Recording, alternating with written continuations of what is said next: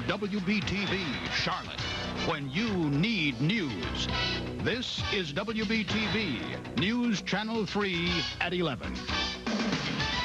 Good evening. A Gaston County Corrections officer shoots and wounds an escaping inmate. That's our first story this Wednesday night. The inmate had been missing since Monday. Now he's back in custody, receiving treatment for a gunshot wound. News Channel 3's Steve Crump is in Gaston County tonight with details. Steve? Denise, Paul, it happened just west of Mount Holly around 6:30 this evening. And late tonight, prison officials identified that escapee as William Nix. He was serving a 10-year sentence for forgery and had been missing for nearly 48 hours until things came to a violent end. The gunshots shocked this peaceful community. Oh, yeah, no, it's normally quiet. Neighbors were asking why an escapee from the Gaston Correctional Center in Dallas ended up wounded in this yard along Hickory Grove Road. I jumped down and come out and said, that's something else. I said, there's a shootout going on over there or something. According to investigators, William Nix had been missing since late Monday night after escaping by climbing a prison fence. They had a tip he would be in the area. Nix was with his wife and tried to make a break from her car when corrections officers moved in. Neighbors were stunned by the commotion that followed. I looked up here and I said, oh my goodness, I heard a shot, and I heard another shot, and I just took off running. I ran across the road to my house. Investigators say Nix was wounded after ignoring orders to give himself up. Correctional staff repeated orders to stop, and he disobeyed them, and they pulled weapons and fired shots, and he was struck in the leg and apprehended. Nix was taken to Gaston Memorial Hospital where he's in stable condition at this hour, and prison officials tell us that this incident could very well tack as much as 3 more years on to that 10-year sentence. Back to you. All right, thanks, Steve. In York County, the Sheriff's Department is looking for a fast food robbery suspect, and they believe the man they're looking for is the same who held up a woman in southeast Charlotte. It happened across from Cotswold Mall yesterday, just afternoon, as we told you about. Lawmen think the suspect then traveled to York County and committed robbery at a restaurant near Carowinds.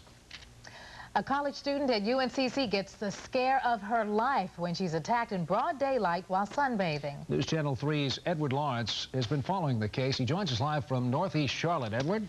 Paul, Denise, the news shocked other sunbathers. Now, police responded yesterday to this apartment complex, which is right behind me near the UNCC campus. The victim doesn't want to show her face on television, but wants to deliver a message.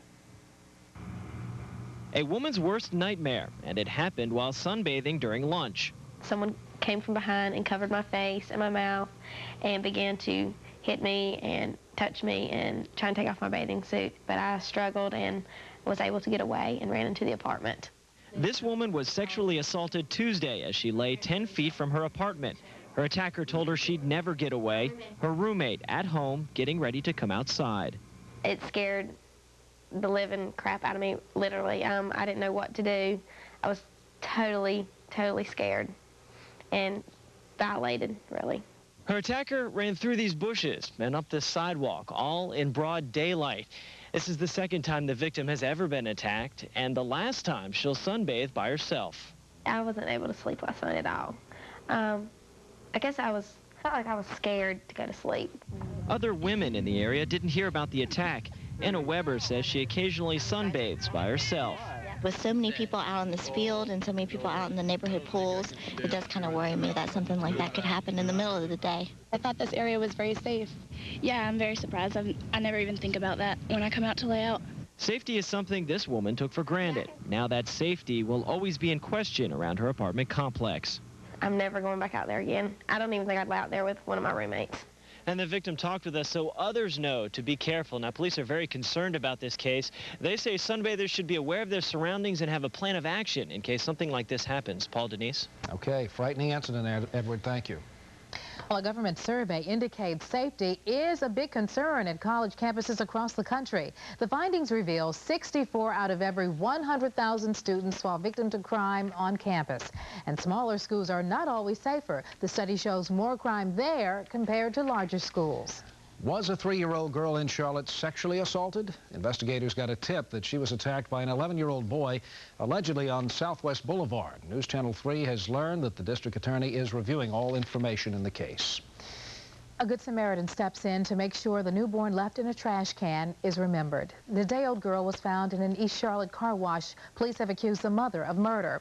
And since no one has claimed the body, this woman wanted to make sure, or rather a woman wanted to make sure, baby Angel received a proper burial. We named her Angel, which is where she's at now. She's with the Angels. McEwen Funeral Service and Sharon Memorial Park are donating their services. A funeral is scheduled this Saturday at 10 a.m. at McEwen Funeral Service in Charlotte. Classmates grieve at Providence High School today after a freshman collapses and dies.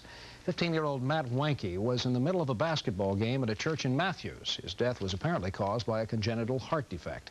Students and teachers alike were deeply affected by news of Wanke's death. 2 college students are killed after falling from a mountain waterfall in Jackson County. Rescuers say the young man and woman fell more than 60 feet to their deaths. Authorities only recently released the names of the victims. Both were students at Western Carolina University. Authorities believe the deaths were probably an accident. In East Charlotte, a driver flips her car over while trying to avoid an accident. The woman was driving north on Harris Boulevard when someone pulled out in front of her. Rescuers had to remove her from the car. Her injuries did not appear serious. A Mid-Hill woman sleeps through a plane crash even though the wreckage wound up just yards from her bedroom wall. Lois Carricker awoke to see this in her yard. The light plane may have run out of fuel and wound up a mile shy of the Will Grove Airport. Tonight, the pilot is in critical condition. His son is in fair condition. The other passenger is serious but stable. The legal nightmare of U.S. Air Flight 1016 is over. The final lawsuit is settled with 2 boys who lost their parents in the crash, and that's believed to be worth millions. The U.S. Air jet went down in Charlotte nearly 3 years ago. 37 people were killed. An accidental fire claims the life of 2 people in York County. Police say Gloria Howell and James Boyd were killed when their mobile home caught fire near Clover. Both died from smoke inhalation. No word on what may have caused the fire. A deadly mix of cars and farm traffic on Highway 150 in Rowan County. 75-year-old J.B. Caldwell was killed driving his tractor near Mount Eula. The driver wasn't charged, but residents there called this stretch of road a danger zone for farmers. The threat of gangs in nearby Greensboro is on the rise and have police worried.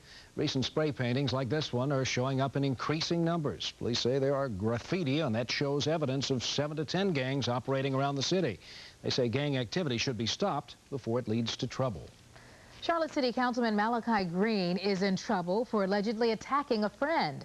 Troy Watson says Green grabbed him, knocked him down, and punched him. Green denies hitting Watson, but admits going after him. When someone, I reached over several people at that point and grabbed him from the rear. But before I could do anything else, before anything else could occur, there were lots of people who grabbed me.